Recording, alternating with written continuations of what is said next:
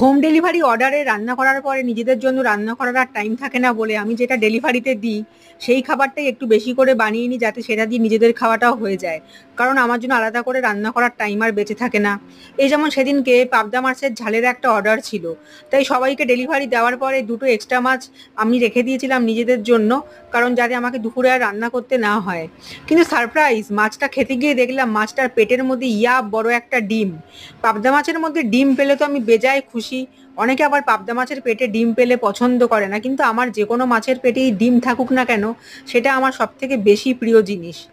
তাই এই ডিম ভরা পাবদা মাছ দিয়ে আমরাও চটপট লাঞ্চটা সেরে ফেললাম, কারণ সারাদিন থেকে অনেক পরিশ্রম হয়েছে রান্না করতে গিয়ে।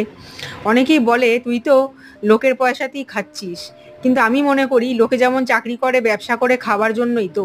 তা আমি যদি হোম ডেলিভারি করে সেই টাকাতে খাই তাহলে আমার কোনো দোষ নেই তাতে। কি বলো বন্ধুরা, তোমাদের মতামত কি এতে?